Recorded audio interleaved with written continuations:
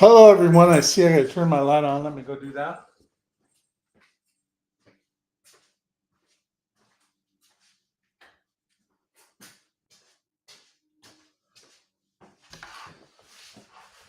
That's a little bit better. Anyway, I hope you're having a wonderful day. I hope my dog doesn't run off and bark, which she probably will. And I really don't have a ton of stuff prepared for today, other than to say uh, AI social poster is ready for sale and it's doing well. People are signing up and enjoying it. Um, I'm going to talk to you about promotional stuff today that I'm doing for a project of my own. Many of you may know I'm a musician. I have been one for pretty much since I was about 12 years old. And I started off playing the trumpet and the baritone and then the trombone. And took a couple of years. My first 2 years of college, I was doing all my prerequisite courses, reading, writing, arithmetic, because I wanted to go to UC Davis and get an applied science degree, which I did. But I also had some opportunity to do some other projects in the meantime. When I say other projects, I mean I was been a guitar player for a couple of years, so I took a class in music composition and classical guitar because I wanted to be the guy up there conducting the orchestra because that's where my mindset was when I was younger because I loved that type of music at the time. And of course, everything gets corrupted by your need for attention, your need for validation, and the hormones they place in you. So to get girls interested in talking with you, I started playing my guitar, and I was going to West Valley College at the time, and a girlfriend I had bought me an acoustic guitar, and so while I was there at West Valley, I was studying classical guitar and music composition and uh, getting ready to go off to Davis to do my science degree, and also I got an accounting and finance degree because I was a nerd, had long hair. Maybe I'll share a picture with you someday about what I used to look like. But in that process, um, uh, my love for music has never died, and I eventually quit trying to go after this fantasy of becoming a music conductor and playing big, classical orchestra pieces because I used to think my acoustic was a ovation, and I used to sit out in the quad there at the school and just kind of strum basic chords. And I noticed a lot of pretty girls came sat around me while I was playing, and that was it. Guitars is where it had to be because that's what your typical 18-year-old kid wants, right? Attention from females. So I was very, very pleased to find that, and I finished up my 2 years at West Valley College, and I transferred over to UC Davis, which is where my girlfriend was at the time. And I proceeded to get a degree in ag science and accounting and finance. My career was going to be in that field, and I did pursue that. Although I played in some rock bands and had long hair, and it was really a challenge uh, to get attention. Even though I was with this girl, and she was really good to me, and I loved her dearly. We eventually grew apart because we were only in our teen years. Uh, so I went away to college, UC Davis, in 1983, and I graduated with 3 degrees in 85. Remember, I had the first 2 years of college at West Valley Junior College, which I took in order to kind of get the the basic stuff out of the way because I didn't want to pay what you had to pay to go to UC um, at that time. So I graduated with $0 in debt. There was no such thing as student loans or maybe there was, but wasn't to do that. So my dad was kind enough to allow me to work for him while I was going to school, even while I was playing my guitar, programming computers for the company because we needed somebody to create specific applications. The programmers that we had didn't understand my dad. My dad didn't understand them. It wasn't going to work. So he asked me to do it. And so I learned how to do it. And I went to college at Davis and I was programming my computer. I think I got a 2400 baud modem, big time. I think ultimately by the time I graduated in 85, we had maybe it was a 9600 baud modem. It was slow, but it was all ASCII based internet stuff. I would log into the computer and I would program in Basic Plus and ISM. They're the two languages I had to record it. I had to program in order to do things for the company. And I was able to do that, and I made enough money doing that to pay for my education. And it did keep me focused on the career that I had planned, even though I wanted to be this great rock and roll star and direct the, create a masterpiece, symphonic orchestra type masterpiece. I wanted to be that conductor on the stage. When you're young, you're dumb, right? So, but thank God I had a very understanding and compassionate father who let me explore that, but then reminded me that, are you going to make money doing that? And I wasn't so stupid as to think that I was going to make any money doing that. So I followed on to my college and got my degrees in science and in finance. I was a very good student. I did real well. It used to make people mad because I didn't have to study much, but I was programming all along. And by the 90s, that's primarily what I was doing. In the 2000s, I started my software company. And here we are 20 years later, and I'm still doing it. But it's changed a lot. So why the big story? Let me explain to you that I am in the process now. I have been in the process for 2 years recording an album. I am a musician. I play my guitars. They're everywhere in my office. You don't get to see them very much. I guess I can show them. Some of them to you right over there.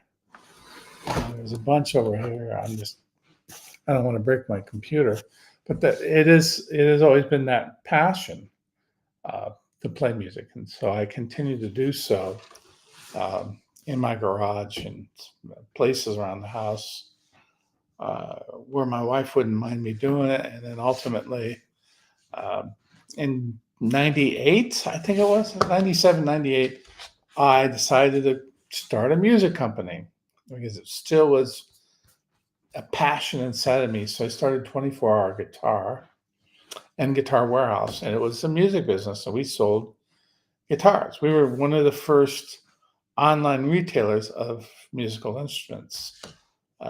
Back in 2000 was when we went online. And we had all the merchants in the shopping cart and upsells, downsells, cross sells, all that sort of stuff that I teach today. Why I know so much about marketing has got to do with the guitar business. Okay. So that goes back a long way. But the point is, the music has been in my skin since I was about 12 years old. Actually, probably younger. My brother used to listen to the Guess Who and the Allman Brothers, all these things. So I kind of fell in love with that music, and I thought, wow, this is cool. And they had fun. I wanted, when you're young, you want to have fun. You want women around you, all things that are not really important, but in your demented younger brain, they seem important because they feed your desire to have fun and have a good life. Only later on did I discover that having fun doesn't equal joy. So I decided to have a joyful life. Just recently, about 2 years ago, about 4 years ago, I was able to join our church's worship band and play in the ministries. And I have never played worship music before. And so I started playing that sort of music in order to uh, fulfill that part of my spirit that wanted to be in there. I mean, I was truly a Christian at that point. I converted really, I always have been, but I dove into really understanding what it is. It would have been 10 years ago, 2015, after I had a bad car accident. So I started learning how to play worship music. It's quite a bit different than guitar. And so I had to learn to slow down, take it easy. You know, it's not rock and roll, it's about the lyrics and the vocalists and the message. I fell in love with it, everything about it. I love being in the band. I love the music. I love the melodies. I like the rhythm of it. And it just became a passion of mine. 2 years ago, I decided after my dad passed away, almost 3 years ago now, that I wanted to improve my skills on the guitar. So I hired, for a period of 6 months, a studio musician out of LA to teach me some advanced techniques. That's where I learned about triads and, you know, the whole fretboard. I mean, I know the fretboard so well now, and that became uh, what my process was. Even though I've been playing for 40 years, you can always get better. So I started taking lessons from the studio musician in LA, and it was a 6 month agreement, which we did. But we became good friends, and he was really, I he knew I was playing worship music, and he wanted me uh, to maybe train on things that were appropriate for that sort of music. And I really didn't want to. I still wanted to tap my guitar and play like Eddie Van Halen, and that's not what I really wanted, but that's what my primal mountain monster urge was to do, was to go back to 1979, 1980 and play that sort of music. But it wasn't meant for me. I love it. I still do. Uh, but I wanted to play the worship music better and better and better. Uh, so after about 6 months, he told me he was a recording engineer, and he taught guitar on the side. He said, "Hey, do some music together. Do you have any lyrics?" I said, "Yeah, I got some lyrics from a friend. I don't have commercial rights to this, but we could record it and see what it sounds like." So we did. I got Pro Tools, which was like $100 a year. Um, and I have GarageBand here, so I can pull things in the GarageBand and upload it into a Dropbox. You could pull it in, and we produced a song called "But I Have Jesus," but I got Jesus. And the lyrics were not mine to make commercial, but it sounds really good. And I did not sing. Uh, Rob, as a recording engineer, has access to uh, a vocalist. All the instrumentation, it was either me strumming on my guitar or playing little leads, or Rob on the keyboards, and then the drums. Well, you can program that in from his keyboard straight into Pro Tools. Boom, ba-dum, bum, bum, bum.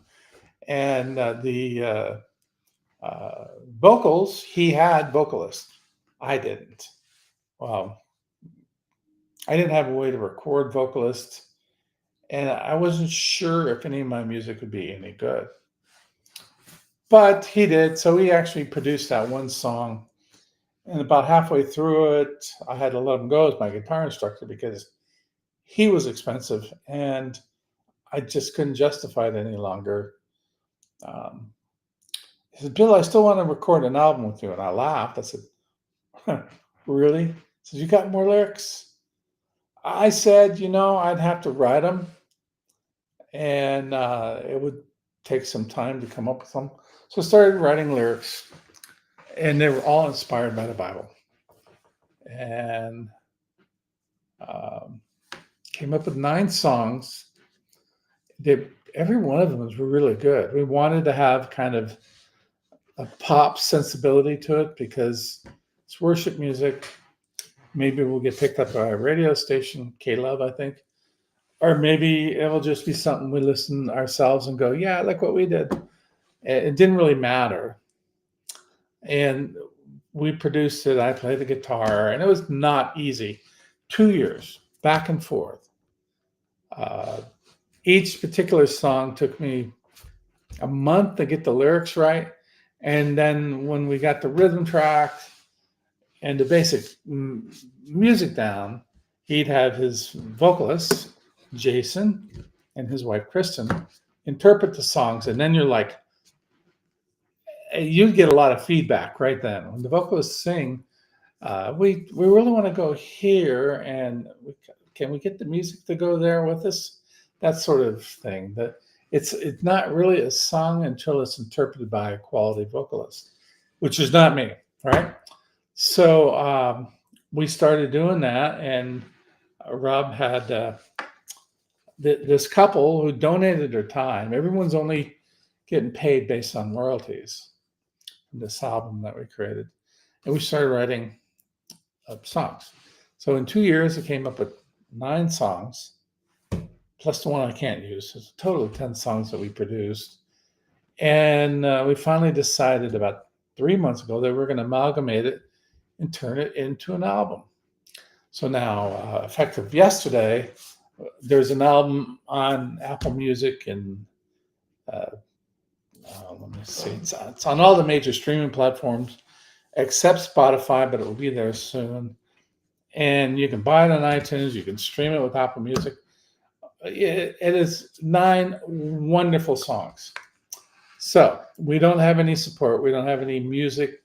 Like back in the days, you'd go get a record agreement. If record guys would produce it and create the music and then market it for you. So we've got none of that because in reality, it kind of doesn't exist anymore. So we're having to market it ourselves. And that's why I want to talk to you about today, because I'm going to be doing all the marketing in-house on my computers and using my own software to produce it. So when you see this album, it's called Set Me Free. It's available on Apple Music right now. I guess I should probably put a QR code on it, but I don't right now. We need to be able to make videos, short videos, some full-length videos, and promote this via short-form videos on YouTube, TikTok, Facebook, Instagram. And we need to be able to recycle and re-promote and post all this. So I AI social poster, and using the graphics we generated from our AI graphics system, we're putting all that together right now as we speak. So I want to show you a few things on the computer and what we're doing. There's some new applications being worked on as we create marketing content for this CD.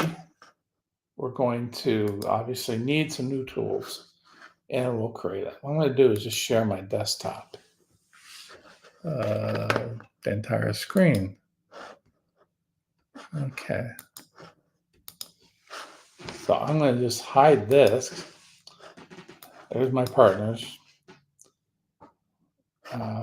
Rob and Jason, the vocalist. So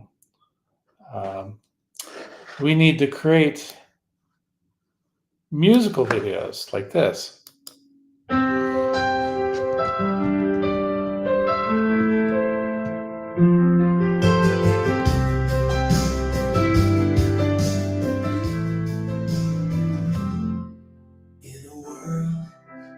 Tries to hold me, telling me what I should be. Voices loud, leading us astray, but your truth has set me free. I won't conform. Okay, I just played that to give you an idea of what I'm constructing here. And there are AI applications that can make this easier. We may build one ourselves, just simply because the idea here is to create a collage of photographs that will be used with the lyrics. That's all these words are, is lyrics to songs. And they have that available in both the horizontal format, which is for like YouTube videos, and then up and down vertical format, which is for YouTube shorts and things. So we're going to create all these manually for now. I'm probably going to record the process we're going through and send it to my development team and see if we can come up with something that will work good. But here, this image right here, this comes from an AI system. This image here comes from an AI system. Same here. So as you go through the slides, because right here it's just piano playing.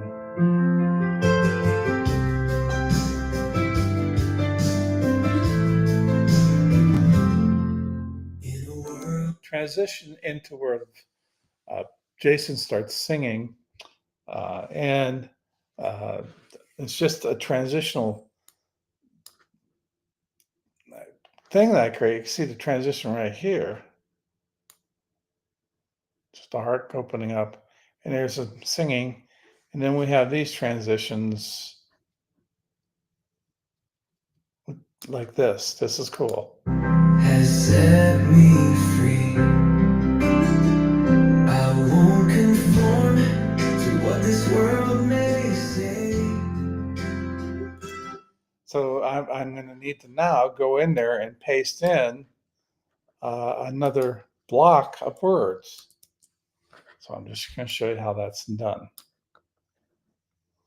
And believe it or not, this is about the way recording music is done. Little chunks at a time. Let's go over here to the lyrics. I guess I got to hear where we're at before I can pick the lyrics that are next.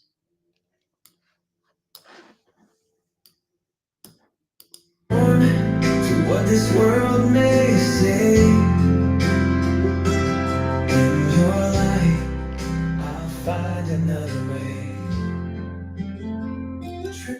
Okay, so the next one is actually going to be a transition into the chorus, which is going to be right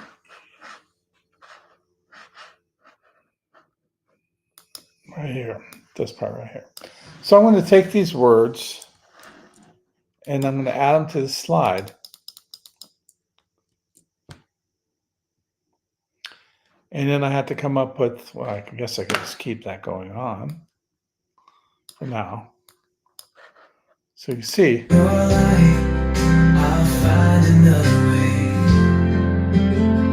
Transform my mind.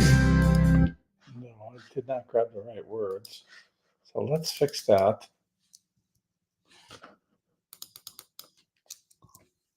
Grab the right lyrics. Oh, transform my awareness. This is actually the chorus, right? So let me take that. I'm going to put it here. Now what we're going to do is put it in the middle and we're going to increase it to 55 font.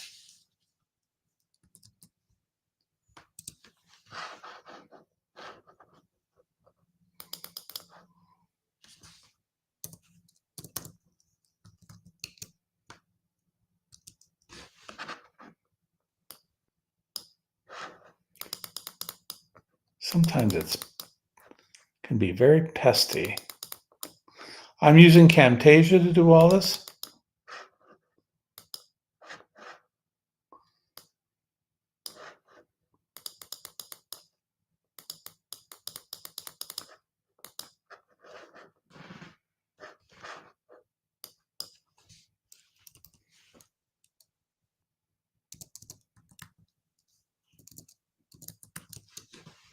Okay, so I gotta get this second line. All to 55. Okay, transform my mind, renew my heart. What's this at? 73? That all needs to be 55.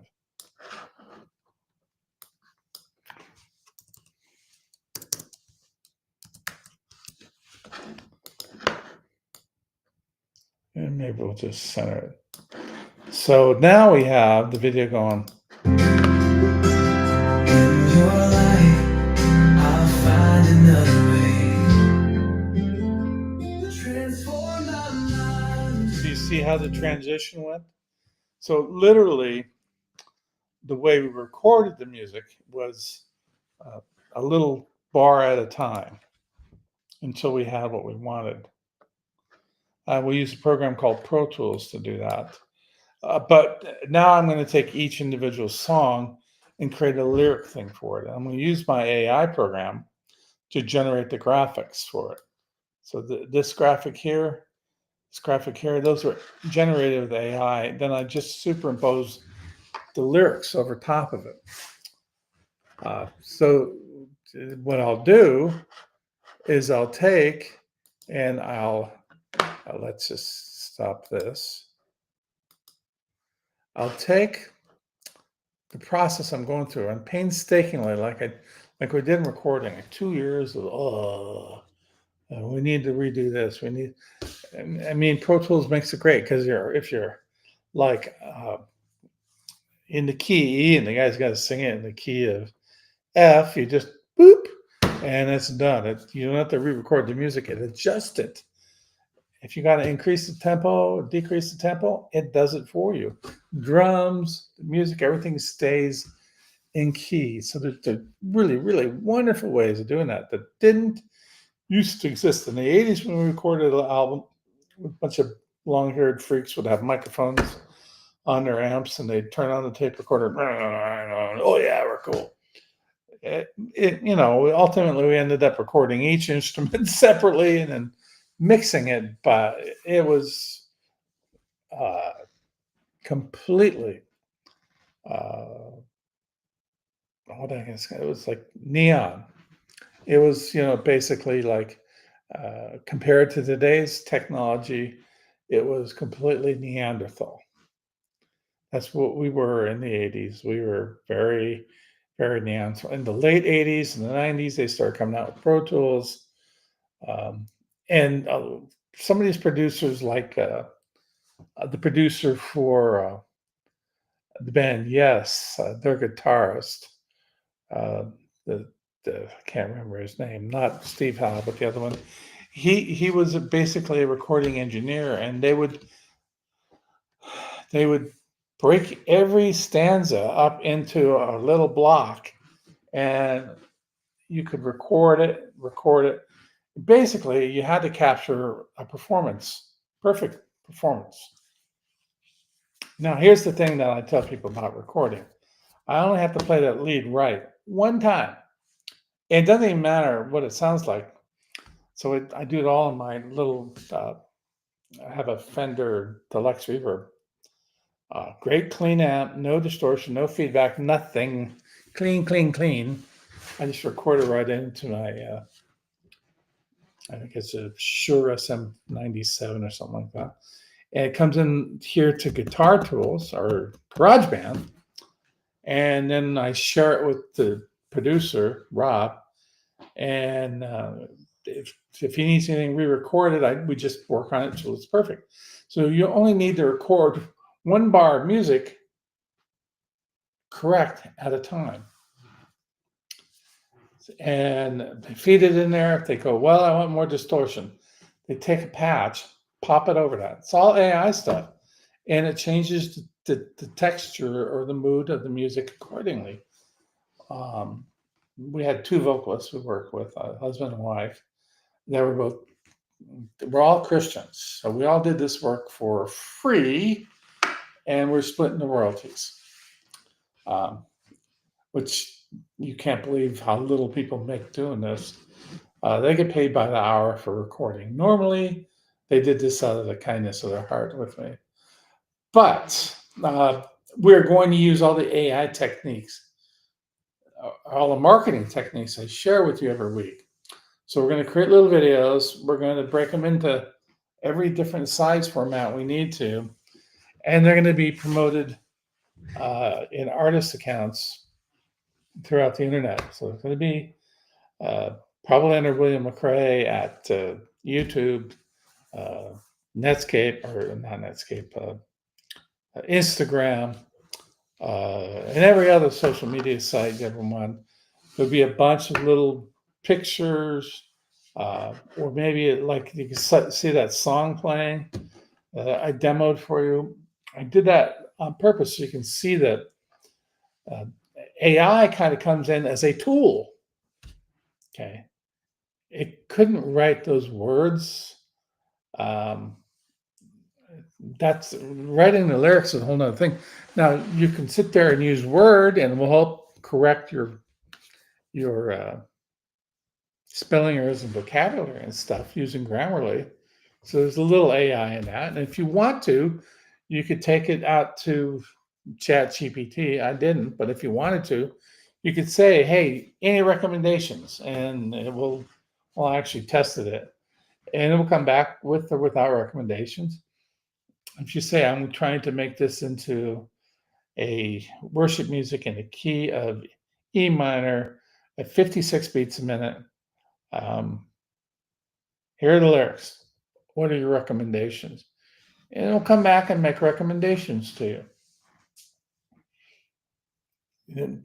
You know, I did that a couple times, but the real recommendations that worked was when someone put their microphone up and interpreted the song. A human did.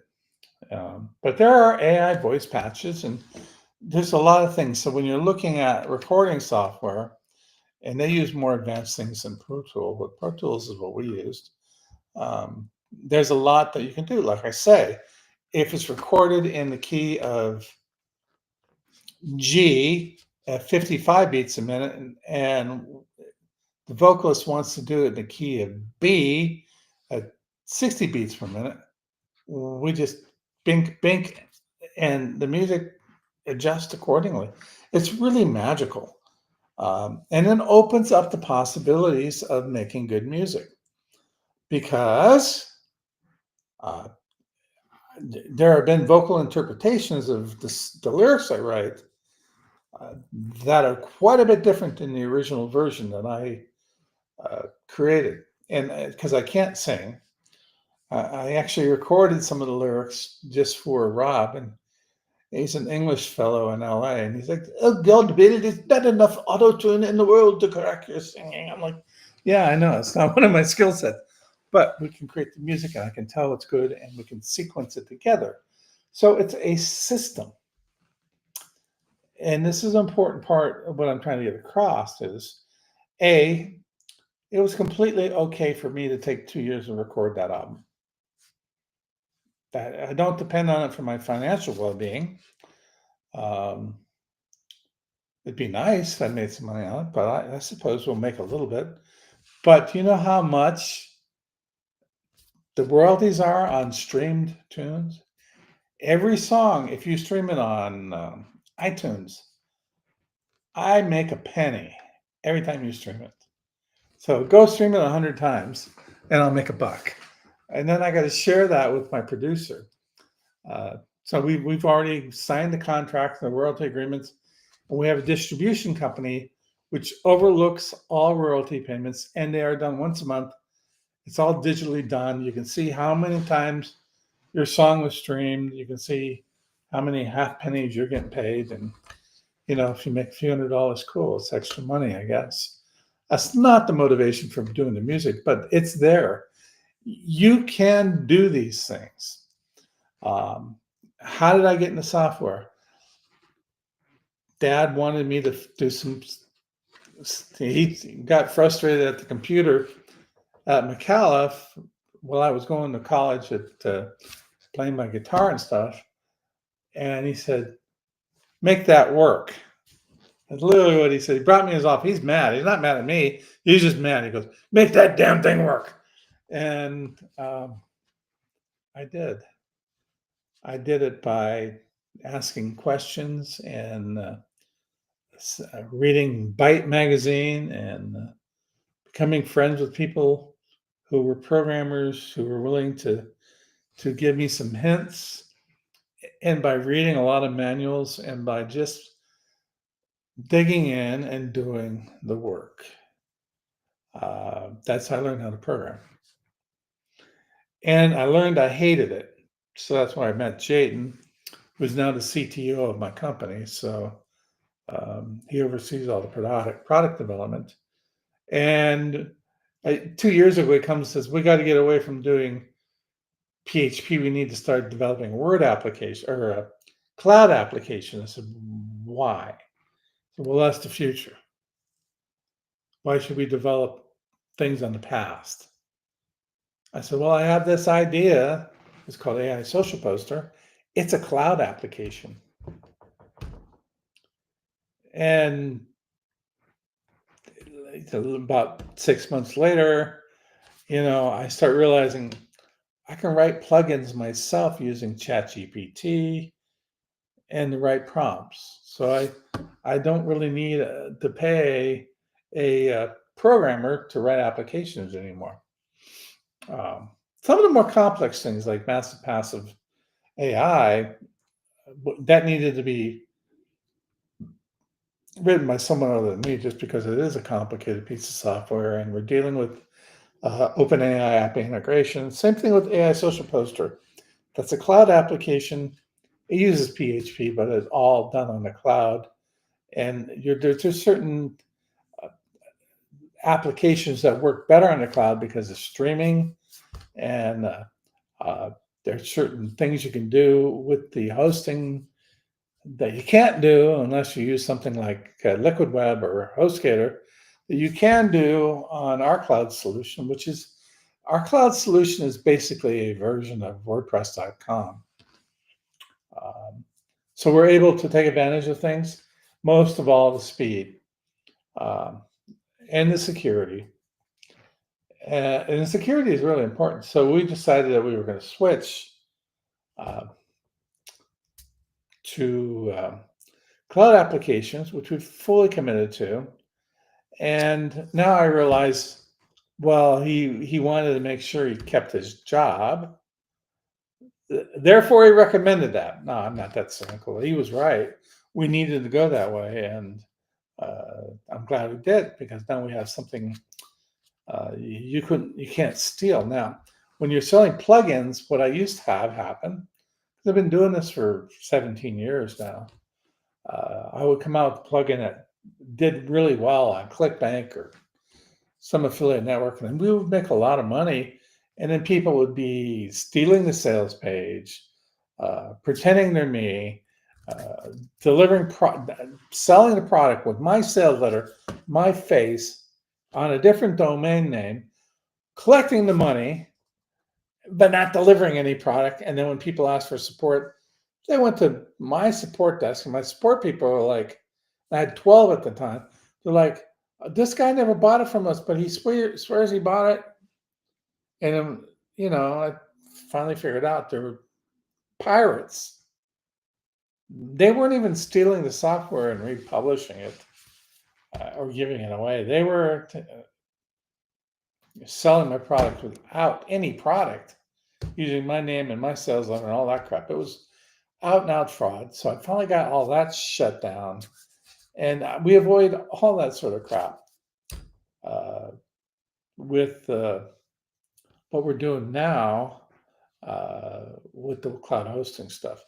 Now, if you go to school.com and you're a member of that community, good for you. It's how we're going to communicate from now on, as far as the live streams and other things that we're going to release.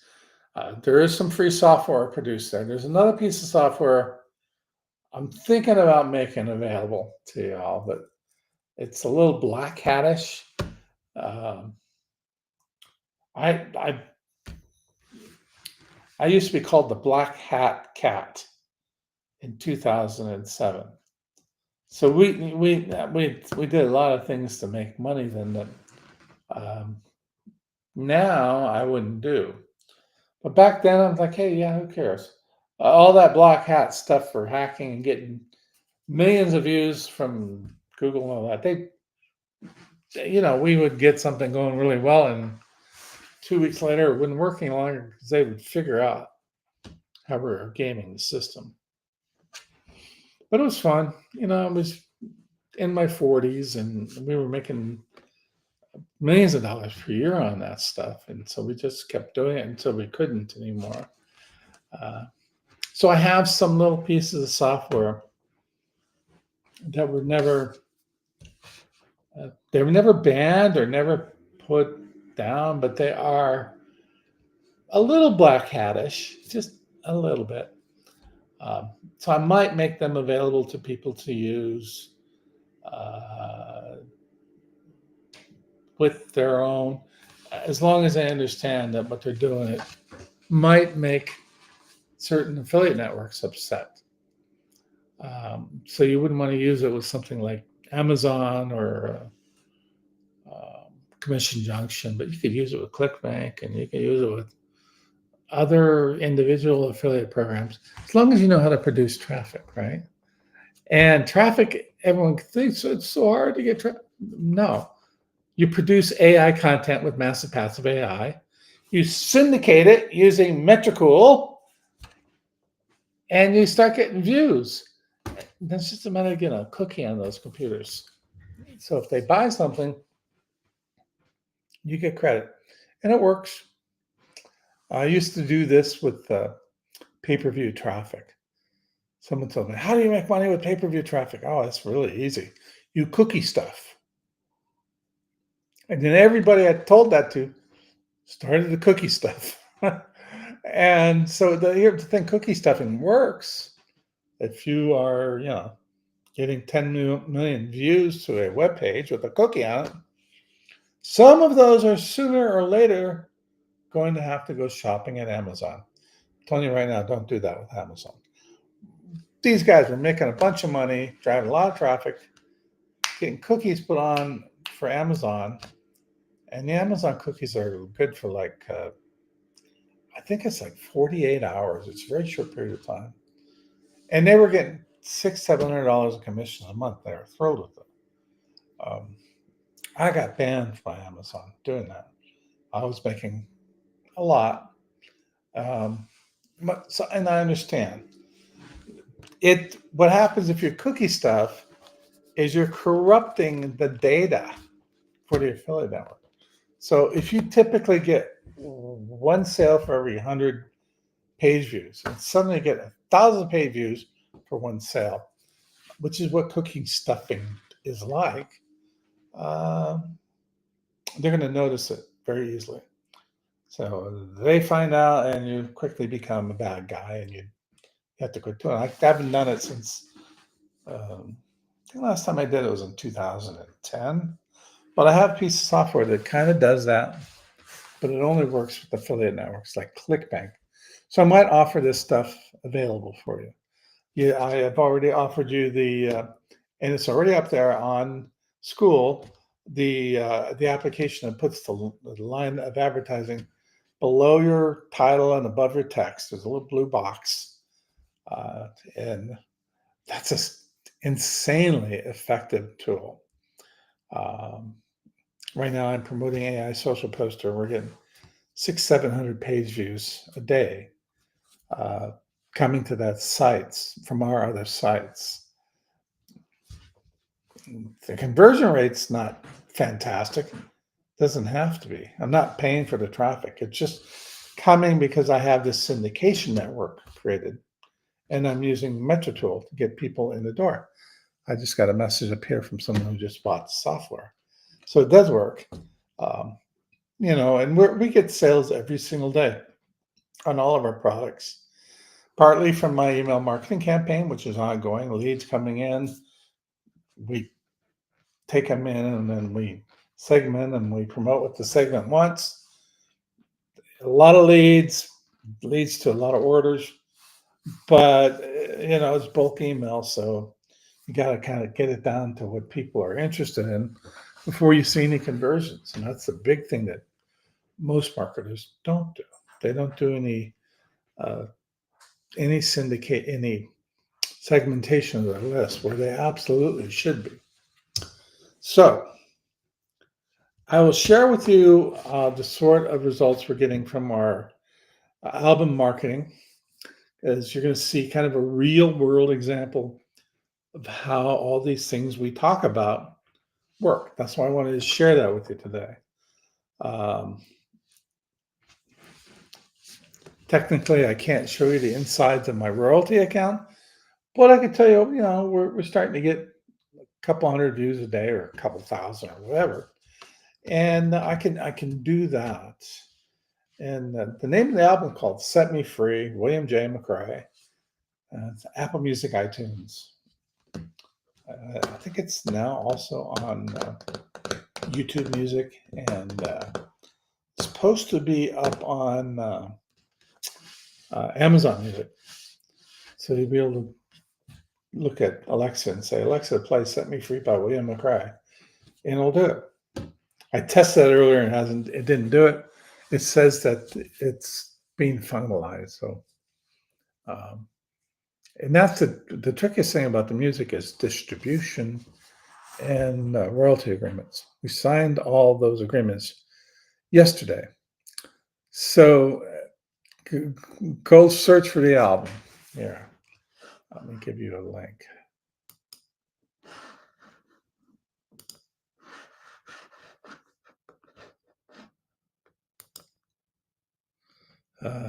Share.